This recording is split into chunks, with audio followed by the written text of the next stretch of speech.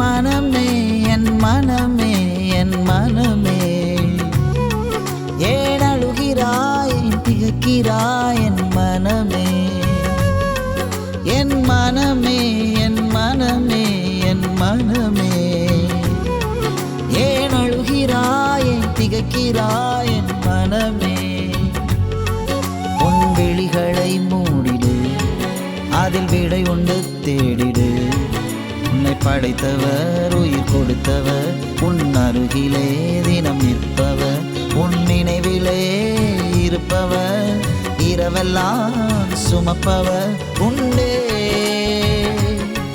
மனமே மனமே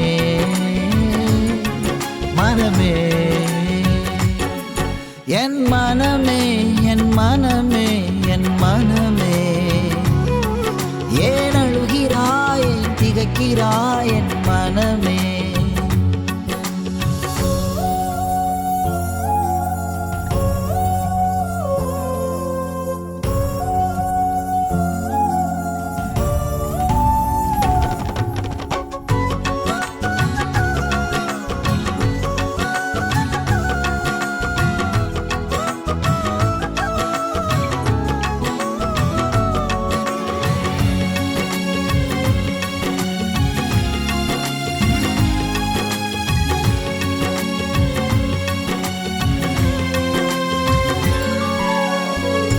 அவரை விடப்பட்டாயோ அவமானப்பட்டாரே அவரை விட உடைந்தாயோ லோகத்தால் சிதைந்தாரே அவரை விடப்பட்டாயோ அவமானப்பட்டாரே அவரை விட உடைந்தாயோ லோகத்தால் சிதைந்தாரே ஒரு வாக்கிட ஒரு மாறினா தனி ஒருவனா தலை தொங்கினா மறக்காதே நீ மருளாதே நீ சிதையாதே நீ சீராதே நீ சிறப்பாக்குவா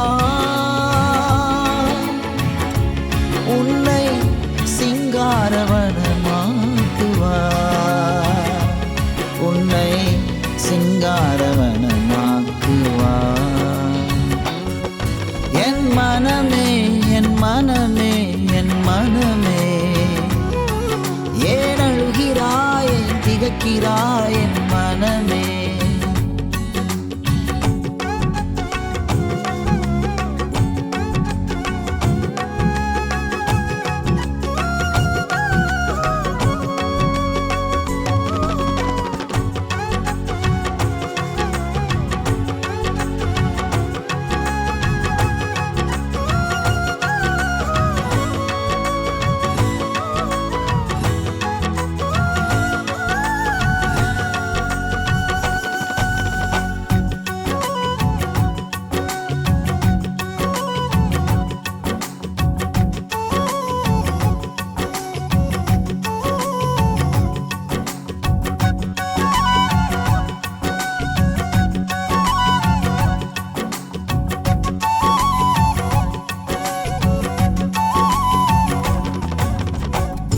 உடைந்து கீழே விழுந்தாயோ மண்ணாகி போனாயோ மனிதர் உண்மையில் நடந்ததினா தரிசாகி போனாயோ உடைந்து கீழே விழுந்தாயோ மண்ணாகி போனாயோ மனிதர் உண்மையில் நடந்ததினா தரிசாகி போனாயோ கையில் எடுப்பார் வடிவம் கொடுப்பார் உயர்த்தி வைத்து அழகு பார்ப்பார் கலங்காதே நீ திகையாதே நீ கரையாதே நீ சிதறாதே நீ சிறப்பாக்குவா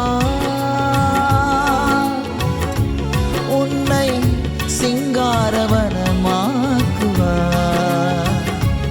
உன்னை சிங்காரவனமாக்குவா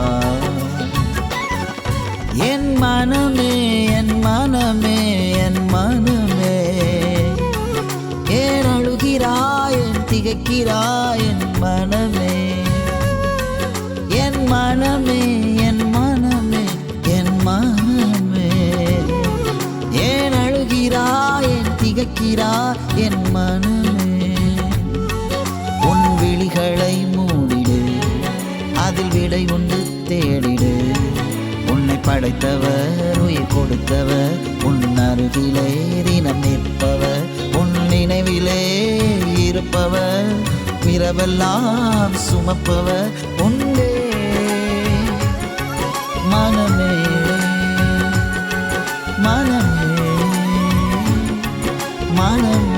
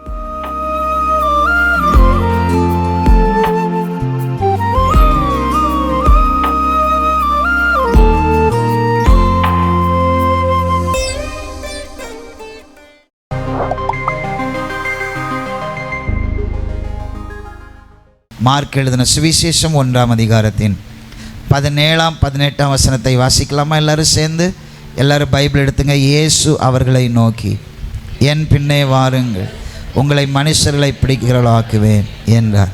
உடனே அவர்கள் தங்கள் வலையை விட்டு அவருக்கு பின் சென்றார்கள். அல்லேலூயா. இந்த வாரம் எதை உபதேசிக்க வேண்டும், உங்களுக்கு எதை நான் பேச வேண்டும் என்று சொல்லி ஆண்டவருடைய சமூகத்தில் காத்திருந்த போது கர்த்தரின் இருதயத்தில் போட்ட வார்த்தை, அவருடைய தாழ்மையை பிரசங்கிக்க சொல்லி என் உள்ளத்திலே அவர் ஏவினார். His humbleness. ஆண்டவரை பின்பற்றும் போது அவருக்குள் இருக்கிற தாழ்மையை கர்த்தர் நமக்குள் தருகிறார். அல்லேலூயா. வாசிப்போம் ஒரு அருமையான வசனத்தை. 1 யோவானின் புஸ்தகம் 2ஆம் அதிகாரத்தின் 6ஆம் வசனம். அவருக்குள் நிலைத்திருக்கிறேன் என்று சொல்லுகிறவன் அவர் நடந்தபடியே தானும் நடக்க வேண்டும். ஹல்லேலூயா.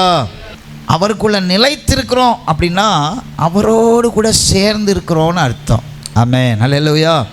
அவரோடு கூட சேர்ந்து இருக்கிறவர்கள் என்ன செய்வாங்க? வசனம் சொல்லுது, அவரோடு நிலைத்திருக்கிறேன் என்று சொல்லுகிறவன் அவர் நடந்த படியே தானும் பக்கத்தில் உள்ள பார்த்து சொல்லுங்க, ஞானஸ்தானம் எடுத்த பிறகு, பரிசுத்தாவின் அபிஷேகத்தை பெற்ற பிறகு அவரை போல வாழணும். அல்லேலூயா. ஆண்டவர் இங்கே சொல்கிறாரு, நீங்கள் ஆண்டவருக்குள்ளே நிலைத்திருக்கிறேன் என்று சொல்லுவீர்களேனா அவர் நடந்த பிரகாரமாகவே நீங்கள் நடக்கணும். அல்லேலூயா. அல்லேலூயா. அவர் 3 வாழ்க்கையை இந்த பூமியிலே வாழ்ந்தார். 3 stages of life of Jesus. இயேசு கிறிஸ்துடைய 3 நிலைகளை பிரசங்கம் பண்ண போகிறேன். முதலாவது நிலை, அவருடைய பிறப்பிலே அவர் தாழ்மை உள்ளவராய் பிறந்தார். அவருடைய பிறப்பிலே தாழ்மை. இயேசு எங்கே பிறந்தார்? மாட்டுத் தொழுவத்தில் பிறந்தார். எத்தனை பேர் மாட்டுத் தொழுவத்தில் பிறந்திருக்கீங்க? கை தூக்கி காட்டுங்க. நான் மாட்டுத் தொழுவத்தில் தான் பாஸ்டர் பிறந்தேன் அப்படின்றவங்க கை தூக்குங்க. நீங்கள் எல்லாருமே குறைஞ்சபட்சம் எங்கே பிறந்திருப்பீங்க? கவர்மெண்ட் ஆஸ்பத்திரியில், இல்லைன்னா உங்கள் வீட்டில் நல்ல இடத்துல பிறந்திருப்பீங்க. அப்படி தானே? இயேசு எங்கே பிறந்தார்? மாட்டுத் தொழுவத்தில் பிறந்தார். ஆமென். ஹல்லேலூயா. ஏன் அவர் மாட்டுத் தொழுவத்தில் பிறந்தார்? அவர் ஏன் ஏழ்மையிலே பிறந்தார்? தன் பிறப்பிலே அவர் தாழ்மையை மனிதனுக்கு கற்றுக் கொடுக்கிறார். ஆமென். ஏசப்பா நமக்கு கற்றுக் கொடுத்த முதல் பாடம் அவர் வாழ்க்கையிலேருந்து என்னன்னா தாழ்த்துறது. பக்கத்தில் பார்த்து சொல்லுங்கள், தாழ்த்துறது. தாழ்மையில் வர்ற ஒரு பெரிய ரிசல்ட் என்னன்னா, நம்ம எவ்வளவு தாழ்மைப்படுறோமோ அவ்வளவு கிருபையினால் கர்த்தர் நம்மை அலங்கரித்துட்டே இருப்பார். யார் மேலே கிருபை அலங்காரமாக நிற்கிதோ அவங்க அழிஞ்சே போயிருக்கணும் தான், ஆனால் வாழ்ந்துக்கிட்டே இருக்கிறாங்கங்க, அவங்க கிருபையில் இருக்கிறாங்கங்க அப்படின்னு யாராவது உங்கள்கிட்ட சொல்கிறாங்கன்னா அவங்க கிருபையில் இருக்கிறதுக்கு காரணம் என்னென்னா அவங்க எங்கேயோ தாழ்மையாக ஆண்டவருடைய சமூகத்தில் விழுந்து கிடக்குறாங்க. அல்லேலூயா. சில பேருடைய வாழ்க்கையில் எல்லாமே ராங்காகவே நடந்துக்கிட்டு இருக்கு, எல்லாம் சரியில்லாமல் நடந்துக்கிட்டு இருக்கு. எல்லாம் சரியில்லாமல் கிடந்தா கிருபை போயிடுச்சுன்னு அர்த்தம். கிருபை போனதுனால தான் எல்லாமே தவறாக நடக்குது. கிருபை மாத்திரம் போயிடக்கூடாது. கிருபை நமக்குள்ளே இருக்கணும். கர்த்தருடைய கரை நம்மளை தாங்கணும். கர்த்தருடைய கரை நம்மளை அப்படியே விசாரிக்கணும். யார் போனா என்ன, யார் உன்னை பேசினா என்ன, நான் உன்னோட இருக்கிறேன். யார் உனக்கு துரோகம் செஞ்சான்னா நான் உன்னோட இருக்கிறேன் அப்படின்னு சொல்லி ஒரு தாங்குற கரம் உங்கள் வாழ்க்கையில் இருக்குன்னு வச்சுக்கிடுங்களேன். எல்லாம் விட்டுட்டு போன உடனே உங்கள் வாழ்க்கை அமிழ்ந்து போச்சுன்னா உங்கள்கிட்ட கிருபை இல்லைன்னு அர்த்தம். எல்லாம் எதிராக வந்து நின்றாலும் நீங்கள் அப்படியே தலைத்து வாழ்ந்துட்டு இருக்கிறீங்கன்னா அந்த கிருபை உங்கள் வாழ்க்கையில் இருக்கிற காரணம் என்னன்னா, நீங்கள் எங்கேயோ ஆண்டவருக்கு முன்னாடி தாழ்த்துறீங்க. அல்லேலூயா. நான் அழுவேன் பாஸ்டர் ஜெபம் பண்ணும்போது, எனக்கு வார்த்தையே வராது, அழுவதான் வரும் அப்படின்னா நீங்கள் முழுக்க முழுக்க முழுக்க கிருபையை சார்ந்து வாழ்கிறீங்கன்னு அர்த்தம். நம்ம வாழ்க்கை அங்கேருந்து ஒரு ரோப் கட்டியிருக்காங்க 2 மலைக்கு நடுவில், அதில் நம்ம நடந்து போயிட்டுருக்கோம். அதுதான் வாழ்க்கை. அதில் அந்த ரோப் எவ்வளோ மொத்தம் இருக்கும், இந்த ஒயர் மொத்தத்துக்கு இருக்கும். இந்த ஒயர் மொத்தம் இருக்கிற ரோப்பில் தான் நம்ம என்ன பண்ணிகிட்ருக்கோம், பார்த்து நடந்து போயிட்டுருக்கோம். எப்படா நம்ம சரிவோம், கீழே விழுவோம், மண்டை உடையும், யாரும் எதிர்பார்க்குறாங்க, அப்படி தானே? ஆனால் சொல்கிறேன், அந்த ரோப் என்ன தெரியுமா, அந்த ரோப் இந்த உலகம், அதில் உங்கள் கால் நடக்குது. ஆனால் உங்களை சுற்றி ஒன்று இருக்குது, என்ன தெரியுமா, அந்த கிருபை. உங்கள் கண்ணுக்கு தெரியாது, அந்த கிருபை உங்களை தாங்கி, உங்கள் சாமர்த்தியம் இல்லை. அல்லேலூயா. இந்த கிருபை இன்னும் மேம்படணும், இந்த கிருபை இன்னும் நமக்குள்ள வளரணும்னா அப்பா பாதத்தில் போய் விழுந்து சொல்லணும், உங்களை போல தாழ்மையாக இருக்க எனக்கு கற்றுத்தாங்க. சாஷ்டாங்கமாக விழுந்துடணும். ஜப நேரம் எப்போ பார்த்தாலும் ஒரு கழித்து கையை காலை போட்டுக்கிட்டு, அது பொல்லாத ஜபம். ஜபம் என்ன தெரியுமா, 24/7 ஆண்டவர்கிட்ட பேசிகிட்டே இருக்கும். 24/7. அல்லேலூயா. அதுதான் ஜபம், அதுதான் உண்மையான ஜபம். That is the valuable prayer. கிருபையை சார்ந்து வாழ்கிறவன் எப்பவும் அவருடைய சிந்தையிலே வாழ்வான். நான் உங்கள்கிட்ட ஒன்று சொல்கிறேன், நீங்கள் அந்த கயிறு மேலே நடக்கிறீங்க, 2 மலைக்கு நடுவில் ஒரு 5 கிலோமீட்டர் நடக்கிற தொலைவு இருக்குன்னு வச்சுக்கிடுவோம். அதில் ஒரு கயிறு கட்டியிருக்கு. ஆமென். உங்கள் வாழ்க்கை 50 வருஷம்னு வச்சுக்க, 50 வருஷத்தோடு உங்கள் கதை முடிஞ்சிடும்னு வச்சுக்கிடுங்க. அதுதான் நான் 5 கிலோமீட்டர்னு சொல்கிறேன். சரியா? 2 மலைக்கு நடுவில். இது உலகன்ற மலை, அது எந்த மலை, சீயோன் மலை. இதுக்கு நடுவில் கயிறு கட்டியிருக்கு, இதில் நடந்து போகிறோம். கிருபை சூழ்ந்து நிற்குது. இப்படியே பார்த்து நடக்கிறோம் பாருங்கள். ஒரு பாதி தூரம் நடந்து வந்தோடனே பின்னாடி திரும்பி பார்த்தோன்னா நமக்கு ஒரு பெருமை வரும். சே, எத்தனை பேர் என்னோட நடக்க ஆரம்பித்தான், அங்கே பாரு கீழே எலும்பு தான் கிடக்கு, நான் நடக்கிறேன் பாரு, என் திறமை பாரு. நடக்கிற நடையில் நான் ஒரு வீடை வேலை கட்டிட்டேன், நடக்கிற நடையில் ஒரு காரை வாங்கிட்டேன், நடக்கிற நடையில் என் பிள்ளைகளெல்லாம் நல்லா படிக்க வச்சுட்டேன். ஓ, என்ன பெருமை! வரவே கூடாது. நான் தான் அப்படின்ற எண்ணம் வந்தது, ஆண்டவர் அப்படி கொஞ்சம் கிருபையை விளக்குவார். கிருபையை விளக்கணுன்னா என்ன ஆகும், சரியும். அதனால தான் வாழ்க்கை சரியுது. இப்போ இப்படி போகுது, ஐயோ ஐயோ ஐயோ, எப்போ உழுவோன்னு என்ன பண்ணாது தெரியாது. சிரிக்கிறீங்களா, ஆனால் சீரியஸாகவும் யோசிக்கணும். ஒரு சைடு அடிச்சுட்டு போகுது வண்டி அப்படின்னா கிருபை ஒரு சைடில் இறங்கிருக்குன்னு அர்த்தம். ஆமென். அல்லேலூயா. இப்போ சரி பண்ணிவிட்டு எந்திரிச்சு என்ன பண்ணிடணும், நின்றுடணும். அதுதான் வாழ்க்கை. ஆமென். அல்லேலூயா. ஒருத்தவன் கிருபையை மொத்தமாக இழந்து போனான், சவுல். கிருபை சுற்றிலும் போயிடுச்சு, கீழே விழுந்தான் பாருங்க. அங்கே கத்தி நாட்டி இருந்தது, பட்டயம், அதில் விழுந்தான். சாவு கூட அவனை வெறுத்துச்சு. இவன் ஏன்டா சாவுறான், நரகத்தில் வந்து என்னெல்லாம் பண்ண போகிறானோ, பட்டயம் நாட்டி வச்சுருந்த பட்டயத்தில் போய் விழுவுறான். அண்ணாலும் அவன் சாகலை, ஜீவன் போகலை. வேலைக்காரனை கூப்பிட்டு சொல்ல, என்னை கொன்று, எனக்கு வலிக்குது, சாவ முடியல, என்னை கொன்று. அவன் சொல்கிறான், நான் எப்படி உண்மை கொள்வது? அவனும் பயந்தான், அவன் செத்து போயிட்டான். ஒரு அமலேக்கியன் அந்த வழியாக வர்றான், புறஜாதிக்காரன். எவன் இவனை கொல்லக்கூடாதோ அவன் வரான், அவன்கிட்ட போய் கெஞ்சிறான். நிலைமை எப்படி அடிச்சு பார்த்தீங்களா? கிருபை போச்சுன்னா அப்படி தான், பிச்சை எடுப்போம். கிருபை போச்சு, பிச்சை எடுப்போம். பெருமை தலைக்கு மேலே போயிடுச்சு, கர்த்தர் ஒரு நாள் பிச்சை எடுக்க வைப்பார். அது யாராக இருந்தாலும் சரி, ரட்சிக்கப்பட்ட நீங்களாக இருந்தாலும் சரி, ரட்சிக்கப்படாத உலக பிரகாரமான மனுஷனாக இருந்தாலும் சரி. பிரசங்கத்தை நல்லா மைண்டில் வச்சுங்க. இயேசு முதல் இந்த பூமியில் வச்ச ஸ்டெப்பு எங்கே அப்படின்னு சொன்னால் அது மரியாளுடைய கற்பப்பை. நம்ம வாழ்க்கையில் எப்பையும் தாழ்மை இருக்கணும். நெஞ்சு மேலே கையை வச்சு சொல்லுங்கள், உங்கள் தாழ்மை எனக்கு தாங்கப்பா. தாழ்மையினுடைய பிரதிபலன் என்ன? கிருபை. தாழ்மையாக இருக்கிறது கஷ்டம்தான். மத்தேயு 11:29 இயேசு சொல்லுகிறாரு, என்னிடத்தில் சாந்தத்தையும் மனத்தாழ்மையும் என்ன பண்ணுங்க, கற்றுக்கொள்ளுங்க. தாழ்மை எங்கேருந்து வரணும்? மனசில் நெஞ்சில் கை வச்சு சொல்லுங்கள், தாழ்மை எங்கேருந்து வரணும்? இது அப்படியே சில பேர் தாழ்மை மனசுக்குள்ளே கொஞ்சமும் தாழ்மை இருக்காது, ஆனால் ஆள் வெளியில் போடுற வேஷத்தை ஸ்தோத்திரம். நடக்கிற பதுசென்ன பாம்பு கூட மெதுவாக தான் வரும். இந்த மெதுவாக வர்ற ஆள்லாம் என்ன ஆவினால் பிடிக்கப்பட்டிருக்கிறாங்க? சர்ப்பத்தின் ஆவி. உன் சரீரம் கர்த்தருடைய ஆலயம். ஆமென், அல்லேலூயா. இந்த உலகத்துக்கு ஒத்த வேஷம் தரிக்கக்கூடாது. தாழ்மைப்படுங்க, ஆண்டவருக்கு முன்பாக தாழ்மைப்படுங்க. அவருடைய நுகத்தை நம்ம சுமக்கணும். ஏசப்பாவுடைய நுகத்தை சுமக்கணும். அவர் மனத்தாழ்மையாக இருந்தார், அவர் சாந்தமாக இருந்தார், அவர் பதறலை. குற்றம் சாட்டினாங்க, அவர்கிட்ட குறை சொன்னாங்க, அவர் பதறவே இல்லையே. ஆமென், அல்லேலூயா. 12 வயசு பர்பஸாக பிளான் போட்டு அவங்க அப்பா அம்மாவையும் கழட்டி விட்டுட்டு எருசலேமில் தேவாலயத்தில் உட்காந்துருக்கிறாரு. ஆமென், அல்லேலூயா. அவர் ஆசைலாம் எது மேலே இருந்துச்சு? அப்பாவுடைய சித்தம் செய்கிறதில்ல. அவர் ஒரே ஒரு காரியத்தில் தான் பெருமை பாராட்டினார். பிதாவுக்கும் அவருக்கும் நடுவில் இருக்கிற ரிலேஷன்ஷிப்பில் தான் அவர் பெருமை பாராட்டினார். அல்லேலூயா. நம்ம பெருமை எப்படி எங்கே தெரியுமா இருக்கணும்? நம்ம பெருமை எங்கே? அப்பாட்ட மாத்திரம் தான் பெருமையாக இருக்கணும். அவர்கிட்ட சொல்லணும், நீர் என்ன மாத்திரம் தான் நேசிக்கணும், நீர் என்ன எல்லாரையும் நேசிச்சுட்டு இருக்கிற, அவர்கிட்ட சொல்லணும். ஆமென், அல்லேலூயா. அவர் கையை பிடிச்சிட்டு நடக்கிறதுல நமக்கு ஒரு என்ன இருக்கணும்? பெருமை. ஆனால் அந்த டைரக்ஷன் இப்படி திரும்பி மனுஷ பக்கம் ஆயிடுச்சுன்னா அது அப்படியே மாறிடணும். அல்லேலூயா. அவர் பிதாவிட்ட இருக்கும்போது ஒரு முகத்தில் இருந்தார். அவர் திரும்பி மனுஷனை பார்க்கும்போது மனதுருக்கத்தோடு பார்த்தாரு. அல்லேலூயா.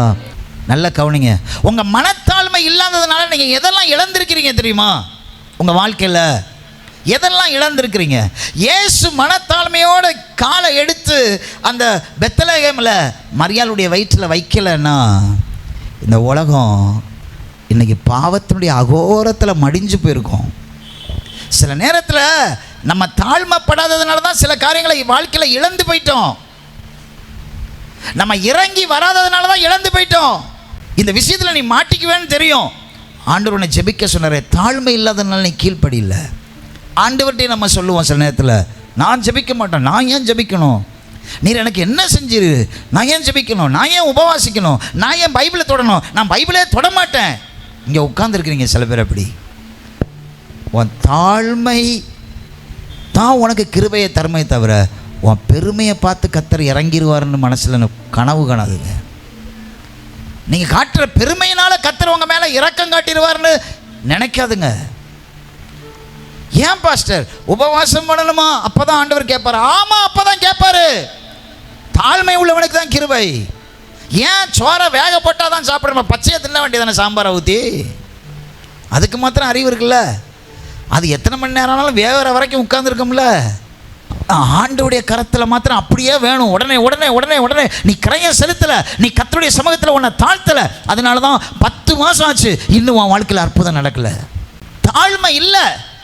தாழ்மை இல்லாததுனால தான் கீழ்ப்படிதல் இல்லை. தாழ்மை இருந்தால் கீழ்ப்படிதல் வரும். எங்கே தாழ்மை இல்லையோ அங்கே கீழ்ப்படியவே முடியாது.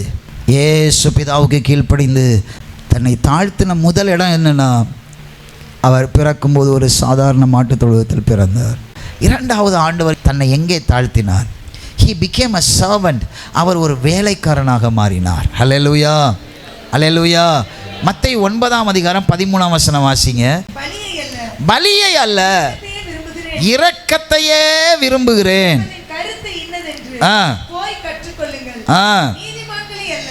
நீதிமான்களை அல்ல, பாவிகளையே மனம் திரும்புகிறதற்கு அழைக்க வந்தேன் என்றார். அல்லேலூயா.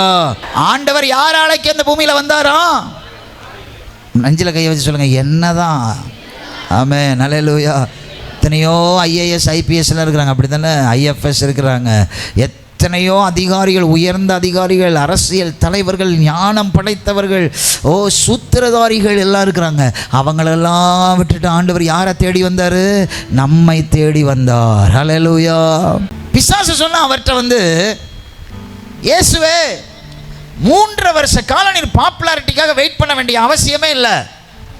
நான் உங்களுக்கு ஒரு ஆஃபர் கொடுக்குறேன். தேவாலயத்தின் உப்பரையிலேருந்து கீழே குதிங்க. உங்களுடைய தூதர்கள் உண்மை என்ன பண்ணுவாங்க? தாங்குவாங்க. நீங்கள் பாப்புலர் ஆகிடலாம். ஆமென், அல்லேலூயா. இயேசு சொன்னார், உன் தேவனாகிய கர்த்தரை பரீட்சை பாராதிருப்பாயாக. அல்லேலூயா.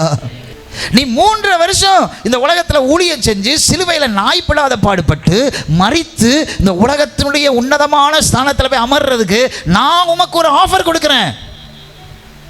என்னோட வாரும், மலையின் மேலே கூட்டிகிட்டு போகிறோம், இந்த உலகத்தெல்லாம் உமக்கு தரேன். இயேசு சொன்னார், அப்பாலே போ பிசாசு. ஹல்லேலூயா. பக்கத்தில் உள்ளப்பா சொல்லுங்கள், பிசாசு ஆஃபர் கொடுப்பான். ஆனால் இயேசு எதை தேர்ந்தெடுத்துட்டார் தெரியுமா? ஓ, அடிமையின் ரூபம் எடுத்தார். ஆங்கிலத்தில் கரெக்டாக இருக்குது, he became a servant. அவர் ஒரு வேலைக்காரனை போல மாறினார். அல்லேலூயா. அவர் ஒரு வேலைக்காரனை போல என்ன பண்ணாரோ மாறினார். மத்தேயு 9ஆம் அதிகாரம் 30ஆம் வசனம் வாசிங்க. உடனே அவருடைய கண்கள் திறக்கப்பட்டு. யார் கண்கள்? குருடருடைய கண்கள். இயேசு உடனே என்ன சொல்றாரு பாருங்க. ஆமென், ஹல்லேலூயா. மார்க் 3ஆம் அதிகாரம் 9ஆம் அதிகாரம் வீட்டில் போய் வாட்சி பாருங்க. ஆண்டவர் எந்த அற்புதத்தை செஞ்சாலும் அங்கே உடனே சொல்லுவார், நீங்கள் போய் யார்ட்டையும் இதை என்ன பண்ணாதுங்க, சொல்லாதீங்க. பிசாசு ஒவ்வொரு அற்புதம் நடக்கும்போதும் ஆண்டவருக்கு ஒரு டெஸ்ட் வைப்பான். என்ன தெரியுமா? ஆண்டவர் என்ன செய்கிறாரு. குருடன் சுகமாயிட்டான், இப்போ இயேசு என்ன பண்ணுறாரு பார்த்துக்கிட்டே இருக்கிறான். மரித்தவன் உயிரோடு எழும்பிட்டான், பார்த்துக்கிட்டே இருக்கிறான். லேகியோன் சுகமாயிட்டான், பார்த்துக்கிட்டே இருக்கிறான். இயேசு என்ன சொல்கிறார்? ஒவ்வொரு முறை இயேசு என்ன தெரியுமா சொல்லுவார்? இதை யார்ட்டையும் போய் சொல்லாத. அல்லேலூயா. அவர் பாப்புலாரிட்டியை விரும்புகிற தேவன் அல்ல. அவர் எதை விரும்புகிற தேவன் தெரியுமா? பிதாவுடைய சித்தத்தை மாத்திரம் செய்கிற அந்த தாழ்மையை விரும்புகிற தேவன். அல்லேலூயா. பெருமை பேசாதுங்க, பெருமை அடிக்காதுங்க. போய் ஆத்மாதாயம் பண்ணுங்க. ஆண்டவருடைய அன்பு அடுத்தவங்களுக்கு சொல்லுங்க. ஆண்டவர் என்னை ரட்சித்திருக்கிறாரு, நான் இப்படி பாவத்தில் இருந்தேன், என்னை அவர் ரட்சித்திருக்கிறாரு, என்னை உயர்த்திருக்கிறாரு, ஆண்டவர் எனக்கு இப்படி ஒரு அற்புதம் செஞ்சார், இப்படி சொல்லணும் ஆண்டவரை பற்றி. ஆமென், அல்லேலூயா. அப்போ தாழ்மை. ஏசப்பா தன்னை ஊழியத்தின் பாதையில் தாழ்மைப்படுத்தினார். நமக்கு கொஞ்சம் நம்ம பையனுக்கு ஃபாரினில் வேலை கிடச்சிருச்சு போயிட்டானா நம்ம அடிக்கிற பெருமை. இதில் வேறு இடையில சொல்லிப்போம், ஆண்டவர் தான் செஞ்சார், ஆண்டவர் தான் செஞ்சார். ஆனால் அரை மணி நேரம் நம்மளை பற்றி பெருமையாக பேசிக்கிட்டு இருப்போம். அந்த கடைசியில் ஒரு டச்சு மாத்திரம் கொடுப்போம், எல்லாத்துக்கும் ஆண்டவர் தான் காரணம். இந்த டச்சு யாருக்கு வேணும்? போனால் போயிட்டு போன்னு பிச்சை போடுறீங்களா ஆண்டவருக்கு? பெருமை பேசுகிறத நிறுத்திடுங்க. தாழ்மையாக இருங்க. உங்கள் ஊரில் உங்களை பார்க்கும்போது எல்லோரும் சொல்லணும், இவங்க தாழ்மை. சில பேரை குறித்து என்கிட்ட சொல்லுவாங்க, அவங்க ரொம்ப பெருமையாக பேசுகிறாங்க பாஸ்டர். அந்த பெருமையின் ஆவி என்ன பண்ணுறது? கை வச்சாலும் ஓடாது. இவ்விதமான பிசாசு ஜபத்தினாலும் உபவாசத்தினாலும் அன்றி வேற ஒன்றுனாலும் என்ன ஆகாதான், அது போகாது. பெருமை பேச்சு, சகிப்புத்தன்மை இருக்காது. இயேசு ஒரு முறை பயங்கர பிசாசு பிடிச்ச ஒருத்தவனை சுகமாக்குறாரு.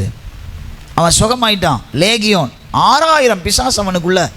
அவன் நிர்வாணமாக திரிவான். இப்போ ட்ரெஸ் போட்டிருக்கான். அவன் உடம்பெல்லாம் காயமாக இருக்கும். இப்போ எல்லாத்துக்கும் மருந்து போட்டு தலை சீவி பவுடர் அடித்து நல்லா அவனை யாராவது வந்தாங்கன்னா விரட்டிக்கிட்டு ஓடுவாங்க. அங்கே அந்த பக்கமே போக மாட்டாங்க. ஊரில் எல்லோரும் பிள்ளைகளுக்கு எப்படி தெரியுமா சோறு ஊட்டுவாங்க? ஒழுங்காக சாப்பிடல, லேகியோன்ட்ட கொண்டு போயிடுவேன். அவன் அப்படி தான் இருந்தான். இப்போ எல்லாம் அமர்ந்து உட்கார்ந்துருக்குறான். ஜனங்களை என்ன சொல்லணும்? அந்த இயேசுவை ஊருக்குள்ளே வரவேற்று கொண்டு போகணும், அப்படி தானே? இவங்கெல்லாம் வந்து சொல்கிறாங்க, ஐயா நீங்கள் எங்கள் ஊருக்குள்ளே வராதுங்க. ஏன் தெரியுமா சொன்னாங்க? இந்த மொத்த குடியிருப்பு எங்கே தான் இருந்துச்சு? இந்த ஊருக்குள்ளே. குலதெய்வம் சாமி போயிடும். இன்றைக்கி சில பேர் ஊருக்குள்ளே உங்களை ஏன் விமர்சிக்கிறா? இவங்க சர்ச்சுக்கு போக ஆரம்பித்தாங்க, சாமி போயிடுச்சு. அப்போவே அவனுக்கு தெரிய வேணாமா எந்த தெய்வம் பெரிய தெய்வம்னு? ஜோசியம் பார்க்க போவாங்க. இது ஹிந்து சொன்னால் கூட பரவாயில்ல, கிறிஸ்தவர்களே சொல்லுவாங்க பாருங்கள். ஜோசியம் பார்க்க போனேன், மாதா போயிடுச்சான் வீட்டில் இருந்து. ஏங்க மாதா போகுது? அது மாதாவாக இருந்தால் ஏங்க போகுது? ஆமென், அல்லேலூயா. அது நல்ல விசுவாசிங்க. ஆமென், நல்ல கவனிங்க. எல்லா இடங்களிலும் இயேசு தாழ்மையை வெளிப்படுத்தினார். ஆமென், அல்லேலூயா. அவர் சொல்கிறார், நான் பலியே அல்ல இரக்கத்தையே விரும்புகிறேன். 10 மணி நேரம் ஜெபம் பண்ணுறீங்க, பக்கத்து வீட்டுக்காரங்க நிஜமாகவே கஷ்டத்தில் இருக்கிறாங்க. ஒரு 100 ரூபா தான் ஒரு 2 கிலோ அரிசி வாங்க காசு கொடுக்குறாங்க. வாய் கூசாமல் போய் சொல்வீங்க தெரியுமா? என்கிட்டயே காசு இல்லையாக்கா, நானே இப்போ தான் 100 ரூபா இருந்ததை முழுங்கிட்டேன், வாயில் போட்டு தண்ணி ஊற்றிட்டேன். பொய் சொல்லுவீங்கல்ல, நிறைய வச்சுருப்பீங்க, ஆனால் அதை எடுக்காமல் அடுத்தவங்கள்ட்ட பிடுங்குவீங்க. பார்த்தீங்களா? என்ன பெருமை, என்ன பெருமை. ஒரு வீடை கட்டக்குள்ளாட்டியுமே என்ன பெருமை, நான் வீடு கட்டுறேன், என் புள்ள அங்கே படிக்குது தெரியுமா, என் புள்ள இங்கே படிக்குது தெரியுமா, எனக்கு அது இருக்கு தெரியுமா, உனக்கு இது இருக்கா? பெருமை வேணாம் சிஸ்டர், பிரதர், பெருமை வேணாம். தாழ்மையாக இருங்க. நீங்கள் செய்கிறது அநேகருக்கு தெரியவே கூடாது, அலப்பிக்கொண்டு தெரியவே கூடாது. அமைதியாக இருங்க. கர்த்தர் நடத்தட்டும். எல்லாம் ஒரு காரியத்தின் துவக்கத்தை பார்க்கலாம், அந்த காரியத்தின் முடிவு நல்லது. என்ன ஆரம்பிக்குதுன்றத தம்பட்டம் போடாத, முடிகிற வரைக்கும் காத்துரு. அங்கே தான் உன் பெருமை விளங்கணும். அமைதியாயிரு. சாந்தத்தை கடைப்பிடி. ஆண்டவர் சாந்தமாக வெளியே போங்க, ஊரை விட்டு வெளியே போங்கன்னு இயேசுவை பார்த்து சொல்கிறாரு. இயேசு தாழ்மையோடு போனார். டேய், 6000 பிசாசை நான் ஊர்லேருந்து விரட்டியிருக்கேன், இப்போ பாரு அப்படின்னு இப்படி பரட்டி இப்படி அடிக்கல. ஏசு அமைதியாக போனார்.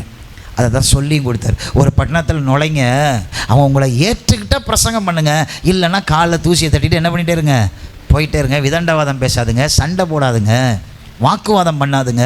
இதெல்லாம் பெருமையின் அடையாளம். எங்கள் ஏசு யார் தெரியுமா? ஸ்கூல் படிக்கும்போது தான் அப்படி உட்காந்து பேசிக்கிட்டு இருப்போம். பெரியவளை ஆனப்புறம் உட்காந்து வாழ்க்கையை பார்த்து தெரிஞ்சுக்கணும். அவன் என் ஆண்டவர் பெருசுன்னு நீங்கள் சொன்னீங்கன்னா உங்கள் வாழ்க்கையை பார்த்து தெரிஞ்சுக்கிடணும். ஆமென், ஹல்லேலூயா. பெரியவர் உள்ளே இருந்தான்னா நான் பெரியவனாக மாறிக்கிட்டே இருப்பேன். அவனுக்கிட்ட போய் பேச வேண்டிய அவசியம் இல்லை, அவன் என்னை பார்த்து தெரிஞ்சுக்கணும். இயேசுவை பார்த்து பார்த்து பார்த்து பார்த்து அவருடைய தாழ்மையை பார்த்து வேதபாரர்கள் பெருமையின் உச்சம், பரிசேயர்கள் பெருமையின் உச்சம். இயேசுவை பார்க்க பார்க்க அவனுக்கு கொதிக்குது. அவனுங்களுக்கு 1000 வேலை இருக்குது, ஆனால் அதெல்லாம் விட்டுட்டு இயேசுவை பின்பற்றிக்கிட்டே இருக்காங்க. இயேசுக்கிட்ட என்ன நோட்ட சொல்லலாம், அவரை எப்படி பிடிக்கலாம், வகை தேடிக்கிட்டே இருக்கிறாங்க. ஏன்னா எல்லா ரபியும் பெருமை பாராட்டுகிற ரபி, இந்த ரபி மாத்திரம்தான் தாழ்மையாக இருக்கிற ரபி. இந்த ரபி மாத்திரம்தான் தன்னோடு கூட பந்தி இருக்கிறவங்களை யாரை தெரியுமா வச்சிருக்கிறாரு? பாவிகள் பந்தி இருக்கிறாங்க. ஒரு வேசி ஒரு தடவை வருகிற ஆண்டவர்கிட்ட அவர் உட்காந்து பேசிக்கிட்டு இருக்கிறாரு. இந்த வேசி பின்னாடி வந்து நிற்கிறா, பின்னாடி நின்று அவர் பேசுகிறத கேட்குறா. அவர் என்ன பேசினாரோ தெரியல, இவன் உள்ளத்தில் இருக்கிற பாவம்லாம் வெளியில் வர ஆரம்பிச்சிருச்சு. ஐயோ, என்ன எல்லாரும் குற்றம் சாட்டிட்டு தான் இருந்திருக்கிறாங்க இத்தனை வருஷம். இன்னைக்கு இவர் பேசுறது எனக்கும் ஒரு வாழ்க்கை இருக்குன்ற நம்பிக்கையை வர வைக்குது. ஓடி வந்து அவருக்கு முன்னாடி விழுந்தா, அவருடைய பாதத்தில் தன் கையில் வைத்திருந்த பரிமள தைலத்தை ஊற்றினா, தன் தலைமயிரினால் தனக்கு இருந்த பெருமை, தனக்கு இருந்த பாவ பெருமை எல்லாத்தையும் கீழே கொட்டினா, அழுது தன் கண்ணீரால் அவருடைய பாதத்தை நினைச்சா. இயேசு சொன்னார், இந்த வீட்டுக்கு நான் வந்தேன், நீ எனக்கு கால்களுக்கு தண்ணீர் தரல. நான் அந்த வீட்டுக்கு வந்தேன், என்னுடைய தலையை நீ எண்ணெயினால் அபிஷேகம் பண்ணல. ஆனால் இவளோ யாரை பார்த்து சொல்லுகிறார்? முழு நேர வேசியை பார்த்து சொல்லுகிறார். ஹல்லேலூயா, ஹல்லேலூயா. இன்னொன்று சொன்னார், எங்கெல்லாம் அந்த வேதம் பிரசங்கிக்கப்படுதோ அங்க எல்லாம் தாழ்மையை குறித்து பேசுவார்களே, ஆனால் உன்னை குறித்து பேசாமல் இருக்க முடியாது. ஓ, யாரு வெறுத்தாங்களோ, இந்த சமுதாயம் யாரை வெறுத்துச்சோ, இயேசு கிறிஸ்துடைய ஊழியத்தில் அவர்களை மாத்திரம்தான் கர்த்தர் ஏற்றுக்கொண்டார். நீங்களும் நானும் அப்படிப்பட்டவளாய் மாறணும். ஹல்லேலூயா. ஓ, கஷ்டப்படுறவங்களை பார்க்கும்போது மனதுருகணும், அவர்களுக்கு ஜெபிக்கணும், அவங்க கையை பிடிச்சு ஆறுதல் சொல்லணும், அவங்களுக்கு முடிஞ்ச உதவியை செய்யணும். ஹல்லேலூயா. நான் ஜெபம் பண்ணுறேன்னு சொல்லிட்டு போயிடக்கூடாது, முடிஞ்ச உதவி அவர்களுக்கு செய்யணும். இயேசுடைய ஊழியம் சர்வன்ஹுட் ஊழியமாக இருந்துச்சு. அவர் ஒரு வேலைக்காரனை போல ஊழியம் செய்தார். மூன்றாவது, இயேசு கிறிஸ்துவனுடைய தாழ்மையை நம்ம எங்கே படிக்கிறோம்? He carried the cross. அவர் சிலுவையை சுமந்தார். தாழ்மையின் அடையாளமாக இருக்கிற அவருடைய சிலுவையை சுமந்தார். ஹல்லேலூயா. இயேசுவை பிடிக்கிறாங்க பாருங்க. கெத்செமனே தோட்டத்தில் இயேசு ஜெபம் பண்ணிட்டு இருக்கிறாரு. சீசர் இடத்துல சொல்றாரு, நான் ஆவியில் ரொம்ப கலங்குறேன்ப்பா, எனக்கு மனசெல்லாம் வேதனையாக இருக்குது. அவர் மனுஷீகத்தில் தானே இருக்கிறாரு. இன்னும் கொஞ்சம் நேரத்தில் அவர் சிலுவையில் அறையப்பட போகிறாரு. நினச்சி மனசெல்லாம் வருத்தமாக இருக்கு. எல்லாத்தையும் சொல்கிறாரு, நீங்கள்லாம் ஜெபம் பண்ணுங்க, எனக்காக ஜெபம் பண்ணுங்க. இப்போ நான் உங்கள்கிட்ட சொல்கிறேன், எனக்காக ஜெபம் பண்ணிக்கங்க. எந்த காரியமும் சொல்லலை, ஆனால் சொல்கிறேன், சும்மா சொல்கிறேன், எனக்காக நீங்கள் ஜெபம் பண்ணி. நீங்கள் எல்லோரும் நீங்கள் ஜெபம் பண்ணுவீங்களா? நீங்கள் எல்லோரும் நினைப்பீங்க, பாஸ்டர் எதுக்கு சொன்னார்னு தெரியல, நாளையிலேருந்து ஜெபிக்க ஆரம்பிச்சிருவீங்க. அப்படி தானே? என் மேலே அன்பாக இருக்கிறவங்க நீங்கள் எல்லோரும் ஜெபிக்க ஆரம்பிச்சிருவீங்க. ஏசு அப்படி தான் சொல்கிறாரு, என் இருதயம்லாம் மரண வியாகுலத்துக்கு ஏற்றதாக இருக்குது, நான் ஜெபிக்க போகிறேன் அப்படின்னு சொல்லிட்டு ஒரு கல்லறிகிற தூரத்தில் போய் உட்காந்து ஏசு ஜெபம் பண்ணுறாரு. திரும்பி வந்து பார்க்குறாரு, 12 சீசர்கள் என்ன பண்ணுறாங்க? ஒருத்தவனை காணலை, மற்ற 11 பேர் என்ன பண்ணுறாங்க? தூங்குறாங்க. ஹல்லேலூயா. பக்கத்தில் பார்த்து சொல்லுங்கள், இந்த போல் ஒரு கொடுமை வேறு ஏதாவது இருக்குமா? சிலுவையில் ஆணி அரைஞ்சி அவருக்கு வலி உண்டாகணும்னு அவசியம் இல்லை. வந்து பார்க்குறாரு, அப்படி ஒரு பாரத்தோடு சொல்லிட்டு போகிறாரு, எனக்காக ஜெபம் பண்ணிக்கங்கன்னு சொல்லிட்டு. ஆனால் இவனுங்கெல்லாம் என்ன பண்ணுறானுங்க? படுத்து தூங்கிட்டு இருக்கிறாங்க. இந்த வேதனையெல்லாம் சுமந்தார் நமக்காக. வந்து பார்த்தார், கொஞ்ச நேரம் ஜெபிக்கக்கூடாதா, ஒரு மணி நேரம் ஜெபிக்கக்கூடாதான்னு சொல்லிட்டு அவர் திரும்ப போய் என்ன பண்ண ஆரம்பிச்சிட்டாரு? ஜெபிக்க ஆரம்பிச்சிட்டாரு. திரும்ப வேணுங்களாம் என்ன பண்ண ஆரம்பிச்சிட்டாங்க? தூங்க ஆரம்பிச்சிட்டாங்க. ஆண்டோடைய வாழ்க்கையே அப்படி தான் இருந்துச்சு. நீங்கள் சொல்கிறீங்கள, என் புருஷன் என்னை கண்டுக்கவே மாட்டேங்கிறாரு, என் மேலே அன்பாவே இல்லை, நான் ஒரு சிலுவையை சுமக்கிறேன். இயேசுவை விடையா நீங்கள் சுமக்க போகிறீங்க? இயேசுவை விடையா, அவரை விடவா நம்முடைய வாழ்க்கையில் சிலுவை வந்துட போகுது? அவரை விடவா பாடு வந்துட போகுது? அவரை விடவா அவமானம் வந்துட போகுது? அவரை விடவா? அவரை பார்த்து சொன்னாங்க, பிசாசு பிடிச்சிருக்கு இவனுக்கு லேகியோன் பிடிச்சிருக்குன்னு சொன்னாங்க. அமைதியாக போனார் சிரிச்சுக்கிட்டு. அவங்களை கூப்பிட்டு டெஃபினேஷன் கொடுக்குறாரு. எப்படிப்பா பிசாசை விரட்டும்? தனக்குத்தானே பிரிஞ்சிருக்கிற எந்த ராஜ்யமும் என்ன பண்ணாது? சிறப்படாதேப்பா. நம்மளாக இருந்தால் என்ன சொல்லுவோம்? என்னையாடா பிசாசுன்னு ஒரு கேஸை போட்டு விட்ருவோம். ஆமென், ஹல்லேலூயா. அந்த சிலுவைக்கு போகிற நேரத்தில் கூட பேதுரு வர்றான், சிலுவையை குறித்து சொல்லிக்கிட்டு இருக்காரு. நான் வந்து சிலுவையில் என்ன அறைவாங்க, நான் அப்படியெல்லாம் மறிச்சிருவேன், அப்படியே சொல்கிறாரு. இமோஷனலாக சிலுவை குறித்து பேசிக்கிட்டு இருக்கிறாரு. எல்லா சீசனும் அப்படியே கவனிக்கிறாங்க. அவங்க பார்த்தாங்க, இவர் தான் அடுத்த ராஜான். ஆனால் இவர் சொல்கிறார், நான் சாவ போகிறேன்ட்டு. எல்லோரும் பார்த்துட்டு இருக்காங்க. அங்கேருந்து பேதுரு ஓடி வர்றான். ஏசப்பா, உங்களுக்கு இப்படிலாம் என்ன பண்ணக்கூடாது, நடக்கக்கூடாது, நாங்கள் நடக்க விட மாட்டோம், ஆமாக்கும் அப்படியாக்கும். இல்லை, பேதுருவை பின்னாடி தள்ளி விட்டார். எனக்கு பின்னாலே போ சாத்தானே. ஏன் தெரியுமா? அவர் சிலுவை மறியதும் தன்னை தாழ்த்தலைன்னா இன்றைக்கி பட்டுப்புடவை கட்டிட்டு வந்து இப்படி உட்கார்ந்துருக்க மாட்டோம். அவர் சுவிசேஷம் வந்ததுனால தானே நமக்கு ஒரு ஆள் தோற்றத்தையே உண்டாக்குச்சு. ஹல்லேலூயா. எத்தனை பேர் விசுவாசிக்கிறீங்க? ஹல்லேலூயா. சிலுவை பரியந்தம் தன்னை தாழ்த்தினார். சிலுவையை தூக்கிட்டு தள்ளாடி போகிறாரு. ஒரு இரவு ஃபுல்லாக அவர் தூங்கலை. அதற்கு 2 நாளைக்கு முன்னாடியே அவருடைய வேதனை. சிலுவையை தூக்கிட்டு போகிறாரு. ரோட்டிலெல்லாம் ஜனங்களெல்லாம் மார்பிள் அடிச்சுட்டு அழுகுறாங்க. அழகா அவங்கள பார்த்து ஒரு வார்த்தை அன்றைக்கு அவர்களுக்கு சொல்லுவது போல் நமக்கு சொன்னார். என்ன தெரியுமா? உங்களுக்காகவும் உங்கள் பிள்ளைகளுக்காகவும் அழுங்கள். எத்தனை அருமையான ஒரு கல்வாரி. அந்த கடைசி நிமிஷத்தில் கூட அவர் யாரை தான் நினச்சிக்கிட்டு இருந்தார்? நம்ம தான் நினச்சார். ஹல்லேலூயா. அந்த மரணத்தின் விளிம்புகளிலும் அவர் நம்ம தான் நினைச்சாரு.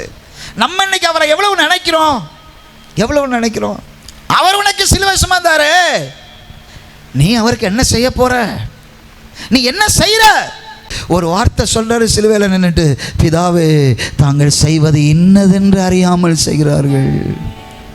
நம்ம மேலே விழ வேண்டிய அத்தனை ஆக்கினையும் அவர் மேலே வந்தது. சிலுவை பரியந்தம் தன்னை தாழ்த்தினார். நல்ல பிதாவே, இந்த காலை வேளையிலும் உம்முடைய வார்த்தையை ஜனங்களோடு பேசினதற்காக ஸ்தோத்திரம். தாழ்மையை கற்றுத்தாங்க. நாங்கள் தாழ்மைப்படுகிற வரைக்கும் எங்களை உலக்களத்தில் போட்டு உருவாக்குகிற தேவ நீர் அல்லவா? நீர் விரும்புகிற பாத்திரமாக எங்களை வணைத்து கொள்ளுங்க. உங்கள் சித்தத்துக்கு கீழ்ப்படியாமல், உங்கள் எண்ணத்துக்கு விட்டு கொடுக்க முடியாமல் இருக்கிற எல்லா பெருமைகளும் மாறட்டும். உங்களுக்கு முன்னாடி உங்கள் கையில் நீங்கள் உருவாக்க நினைக்கிற பாத்திரமா நாங்கள் வணையப்பட எங்களை ஒப்பு கொடுக்கிறோம். உம்மை பின்பற்றுகிறேன் என்று சொல்லுகிற நாங்கள் உம்முடைய அடிசுவடில் நடக்க மறுக்க நாங்கள் கூடாது ஆண்டவரே. என்னென்ன தேவையோடு இந்த வாரத்தில் இருக்கிறாங்களோ ஆச்சரியமாய் சந்திங்க ஆண்டவரே. காகங்களை அனுப்புங்க ஆண்டவரே. கர்த்தருடைய அற்புத கரம் பெரிய காரியங்களை செய்யட்டும். ஆசீர்வதித்து பிள்ளைகளை அனுப்புகிறேன். இயேசுவின் நாமத்தில் ஜெபிக்கிறேன் ஜீவனுள்ள நல்ல பிதாவே.